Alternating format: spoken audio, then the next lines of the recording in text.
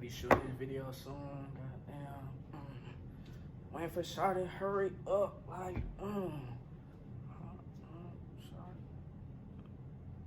Sugar, hurry up now. Come on now, hurry up. The video done started. I don't know what happened. We got time has been passing. It already started. Just hurry up. Let me get my drink. Hold on. Hold I don't know if I need to stop it. Let it keep rolling. Okay, just wait. You here? Got my drink. You straight? I'm straight. Okay. Is my you good? You good? Video already started. Okay, you good? Okay. You straight? Okay, we're here. Hello, welcome. It's Nick and Tiara. Welcome to Menu. Today we're gonna be doing something a little different. Okay, we got one main dish for you, but we're gonna chop it up into two. Okay. What I mean by that is Sugar was talking to me earlier. We were just having a exchange back and forth, and she was telling me, what were you telling me? I kind of forgot. Well, I was just talking about relationships and how, if not one or a few of you guys, a lot of us have been in different relationships. Some people have only experienced just one relationship their entire life. So they've been with the same person for 10, 15 years. And other people like myself who have dated multiple people, we have these tools that we get. After you're in different relationships, you take on these tools and they get to teach you about yourself and the things that you do and don't like. So if you're just with one person, you may not get all those tools that you need in life. But if you're dating different people and you're doing it the right way, you're learning these lessons, you're healing yourself, you're taking different things from those relationships. So ultimately, when you find that one person, that is your person because you learned so much from your past relationships. So really what we're going to get into today are some of the biggest traits that are really toxic in relationships. So this is the top 10 red flags in a relationship. And if you are experiencing 1, 2, 3, or all 10 of these, leave. 10 of these traits in a relationship, call your mama. You need to run from the situation. Let somebody Do know. not stay with this person. You need to get out.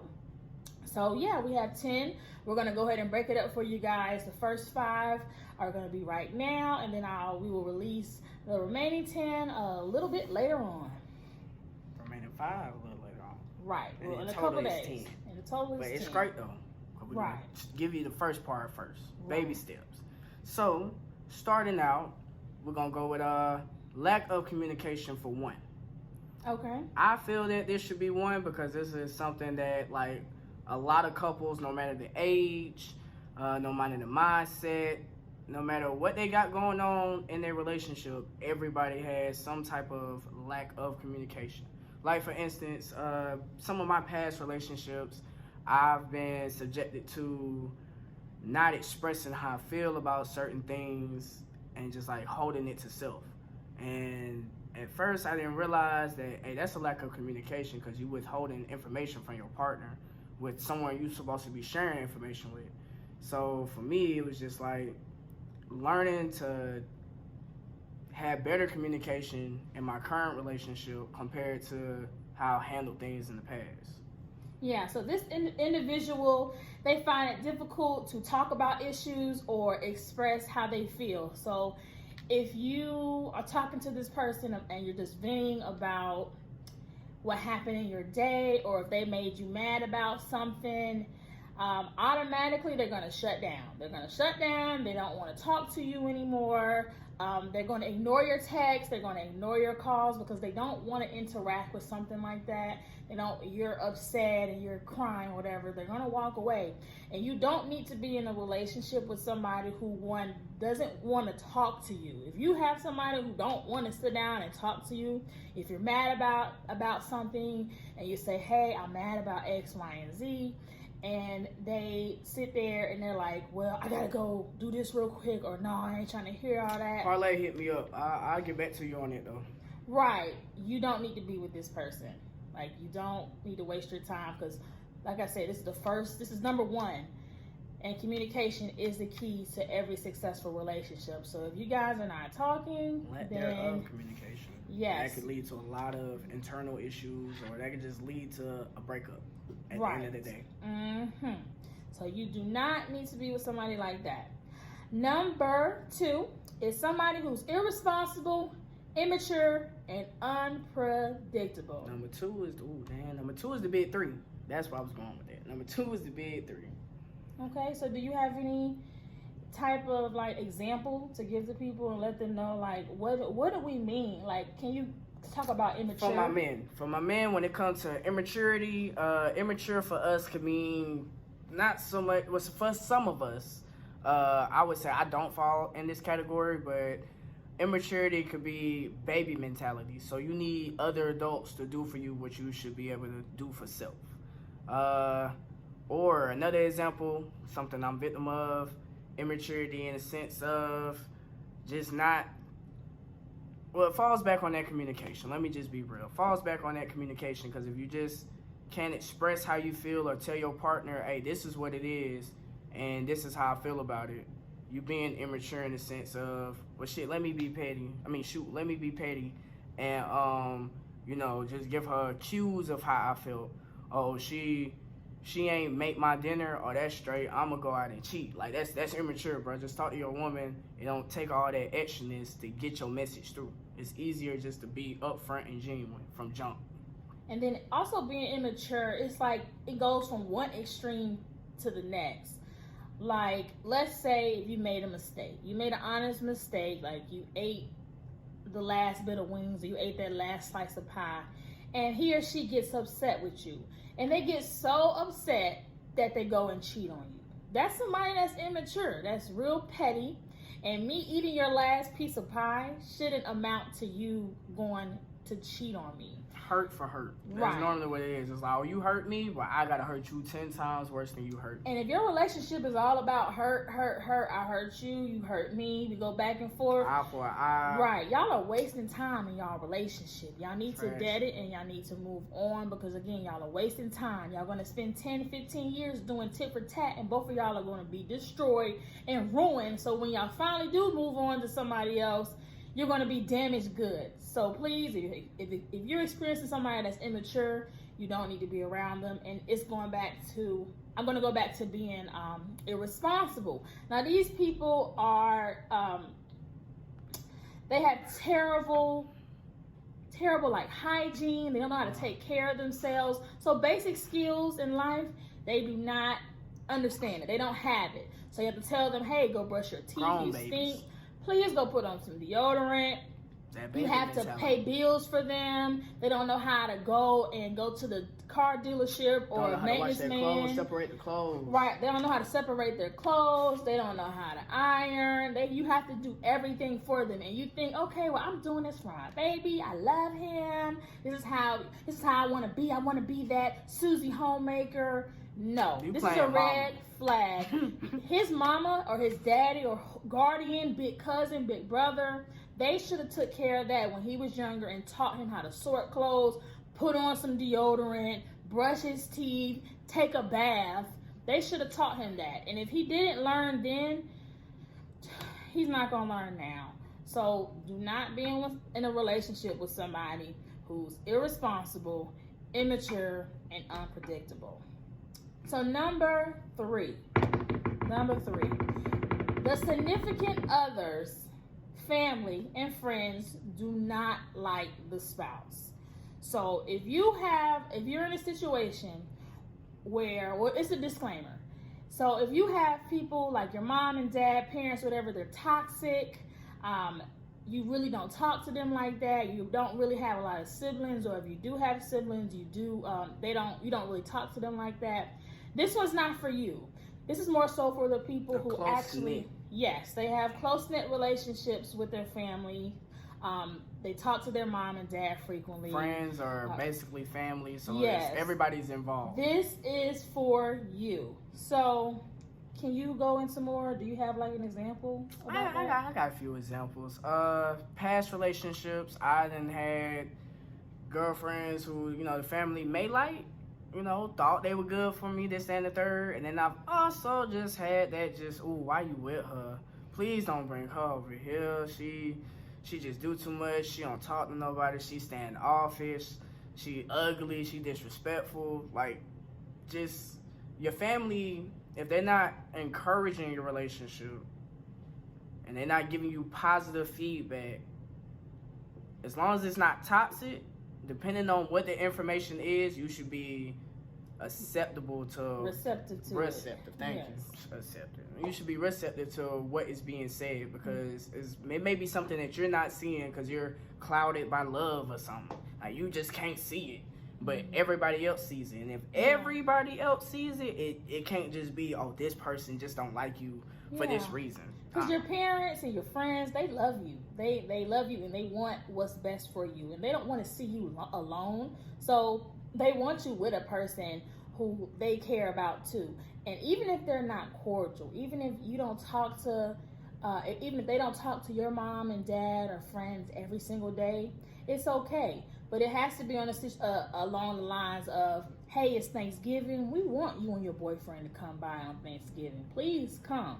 Like, even my grandmom, he just met my grandmama not too long ago, and she loved him. He came off great.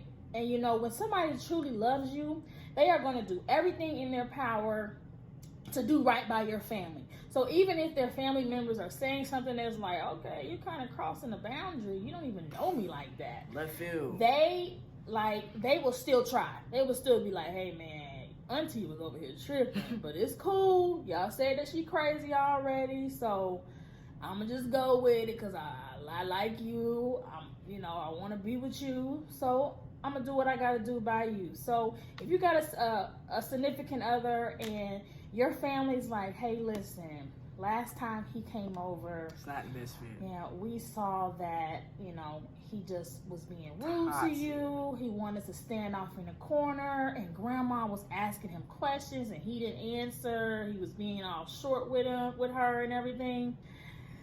You kind of might not want to be with somebody like that. Loving your in-laws when you get married, loving your in-laws and your in-laws loving you, make your relationship so easier, because it does take a village. And so having that extended village when you guys are going through stuff, when you're going through stuff, you need it. You need that. I love his family. I love how they treat me. I love them. So, and it makes our relationship so much better. So if you got somebody, that's not, the family not really messing with them like that, you might want to, run from them. What I was gonna say, just to add on to that, take what your family and friends say, take it into account, but you still have to form your own decisions on what you're gonna do. No one can make you do nothing that you don't want to do. You can lead a horse to water, but you can't make it drink. So at the end of the day, you still gotta realize, okay, they're bringing these flags to me. What am I gonna do with this information? That's it. Moving on to number 4. Bow time. So yes, this is about a person who has a dark and secretive past. Sugar, what you mean by a dark and secretive past? So this is more of a person who has sneaky behaviors and they keep their past hidden away. So if you ask them questions about their past, they don't really want to talk to you about it. They brush it off. They go back to the lack of communication and want to run off somewhere and not talk to you about it and everything, and change the subject. This is a big disclaimer.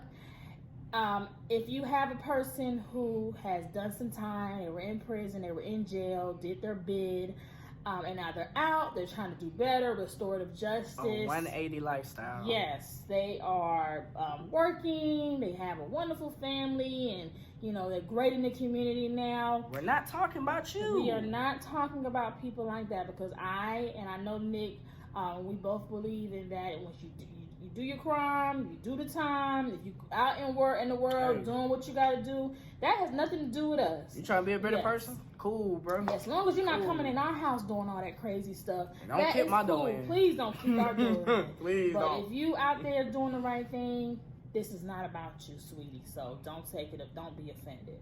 We're talking about those people. The biggest thing, because I actually experienced somebody like this, is somebody that has like addictive patterns and addictive behavior. So they're addicted to something and you can see it and they have issues about it. Now, some people are able to say, well, yeah, I got alcohol abuse in my family and stuff, and I'm trying to do better. I'm going to counseling. Yeah, that's something different. And again, you know, we appreciate people like that, and that's good for them.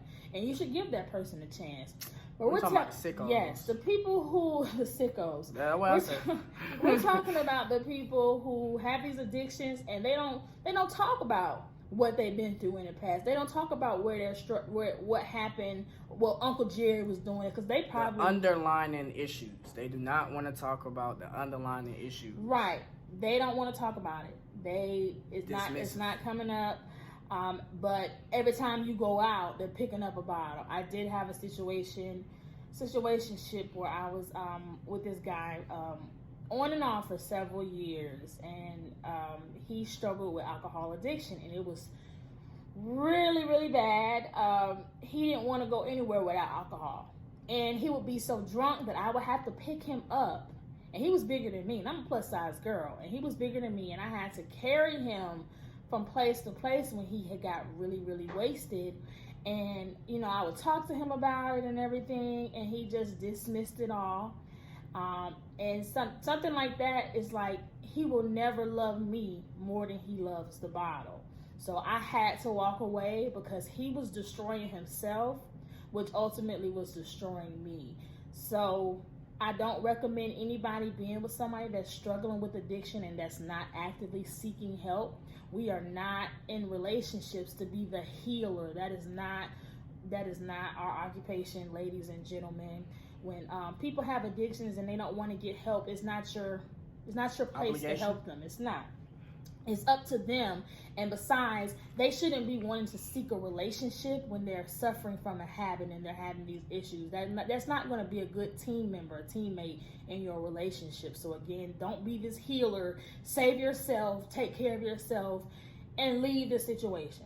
Outside of addiction, you could just have people that's secretive. Going places, not really wanting to share too much info, hanging out with people, but not giving too much detail. Oh, I just left my friend's house, but I'll be home around 1 a.m. Like, what? That's a flag on the play. I got questions now. I got to ask you stuff. Right. What you mean? You got off work at 2 p.m. Right. Okay, you hanging out with your friends. You got off work 3 hours ago. Why you just hitting me up? Right. What you been doing? Right. Don't want Baby, run. Like, if you man or female, run. Yes. They are a problem. Yes, because men and women both suffer from all these different issues and traumatic situations, and you shouldn't be with somebody that is like that. Tell them you don't deserve it. I don't even know you, but you're not like that. You don't deserve that. You're not Xbox. Tell them play somewhere else. So let's go ahead and move on to number 5. That's the last one in this video. What's number 5? Number 5, non-resolution of past. Yes, if your past relationships, a non-resolution of your past relationship, that is number 5. Okay. Want me to start off? Yeah.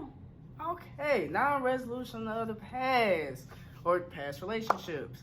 I can say that I haven't had that issue currently. I'm happy, but reflecting on the time where I wasn't the best man I could be, my relationship that I was in, I was playing faithful, or had the appearance of, okay, he's just a one-woman type of guy. But as soon as, my girlfriend at that current time would do something and it plays back into the other red flags, it would be like an isolation. I don't want to communicate with you. You done pissed me off now. I ain't got nothing to say to you. Matter of fact, I'm going to go back to this open door that's open. And the female that I may be going back to, I'm telling her something completely different, like, And she may be a good girl. Good girl? She don't know nothing about what's going on. She just know what I'm telling her. Hey, I'm not with old girl no more. Meaning, it can mean a number of things, but I'm not with her. but for my deceitful ways, I'm just not physically with her. Like, bro, I'm still with her. I'm still in a relationship. I'm just not with Shawty. I'm and trying it's to so sad because I feel like even me, even being a good girl, we don't think twice. When our man comes back home and says, hey, I know I ain't been home for 2 days, but I was just out working, just busy. We just be like, okay, well, I made you something to eat. Came back to you, though. Right. And we don't think twice. But I urge you to always think twice if the door is open like that. My relationship now, I don't have to think even once about him doing something that's going to be devastating to our relationship or lying or being deceitful or anything like that. But I was in relationships. Thank you. I threw my pen on the floor. But it's like I've been in past relationships where I just blew past all these different things with these guys and them not solving all their stuff from the past and coming back to me and making me their comeback girl and everything. And a lot of women who I even know personally, they just blow past it. And I don't think it's right. I don't think that we should be doing this. We need to be more open to talking to our men, talking to our women, and asking them questions and opening that door, because the truth will eventually come out. And it's like, what will you do with that truth? Let me just add something to it. It's not a fact, but from the people that I know and like friends, there's people at work and things like that, women not have it easier, but women are more acceptable to opening up and talking about how they feel, telling you exactly, hey, look, I'm not happy. This is the reason why I'm not happy. This, that, and the third. And when her man shut her down, it makes her want to find a confidant, not so much to be intimate with, but just someone she can relate to. So all these red flags tie into each other. The minute you stop doing one thing, or the minute you start doing one thing, it could have a trickle effect. It can have a domino effect. So the biggest thing is to sit down with your partner, talk about what y'all need to talk about. Y'all both need to close, outside of each other, y'all need to close all other doors. Yes. When a book is over with, you have to close it. If you're with somebody, and this is a big thing too about the healing process when you become single. You have to close that book and you have to heal yourself. And what I was saying in the beginning about you have to have the tools necessary to be in a relationship. You have to be equipped with these tools. You learn those tools when you close that book. You go back and say, man, this relationship was crazy, but I learned X, Y, and Z. I learned all this stuff, because a lot of my relationships, I thank God for it, because I had to go through them, and I just roll like, okay, well, I learned this from this person. I learned not to do like this. I learned this and that. So when I got to somebody who was challenging me and adding value to my life, I said, well, I'm going to apply what I did with this guy to this relationship and see how it worked. It worked out good. I learned some stuff. Let me see how it works with Nick and this and this and that. And so I equipped myself with these tools from our previous relationships, and I moved them into this one. So that's how I was going back to the beginning. And for people who are in that one relationship and you got maybe your foot out the door, your eyes out the door, you might want to leave. Take the tools before you leave that relationship. Take those tools, gather them up, and head on out the door and leave, so you can go into your next relationship and be alert. Because now you have these first five. Red flag indicators. You can take that into your relationship and say, okay, well, he don't talk to me. No, he got a dark past. I got to get out of here. But look, sugar, not just so much on the quick to ditch, because if you really love this person and you feel they can change, you should do the necessary steps to at least give the relationship a chance. Not try to be your own little health doctor and whatnot. Y'all can't fix each other. That's why you're having issues. So instead of going to family or going to a friend to talk about these issues, I would say couple counseling, because they provide that for couples. Counseling for the both of you. So they'll do a a his session or her session than a his and her session. And that's if you feel like the relationship It's is worth it. serious enough and worth it enough. Talking to the people who are in their teens and in their early 20s, counseling, I know that's not going to be on your mind. And I personally suggest just leaving, because too many red flags. I love you, but I'm not gonna stay just because I think I should and just be down for this person. I'm just not. I'm not gonna be that for you. Don't belittle yourself. I healed myself. I built myself up, took my tools with me. I feel like you should too, at least on that, be on the same level with that, being like, I learned a lot from my previous relationship. I'm not gonna take crap from you. You know, I care about you, I like you, but I'm not gonna take this from you. And if they are you're marking off the checkbox for the red flags, and you're like, okay, that communication, they're irresponsible, they're immature, they got a dark past, you need to leave. Don't invest all this time in this person when you know that all these indicators are going off in your head, because it's going to lead to a path of destruction. But we do need to go ahead and wrap this video up. I know we've been wasting a lot of y'all time. It's almost a 30-minute video. If you like this video, make sure you like it and definitely share it. Again, we have the remaining 10 coming out shortly, so just stay tuned to that. Definitely subscribe to our channel, because we got more and more and more main dishes more and other content things for you. Yes, other things are coming out real soon. But Sugar, just want to end it like this. How can you pour from an empty cup?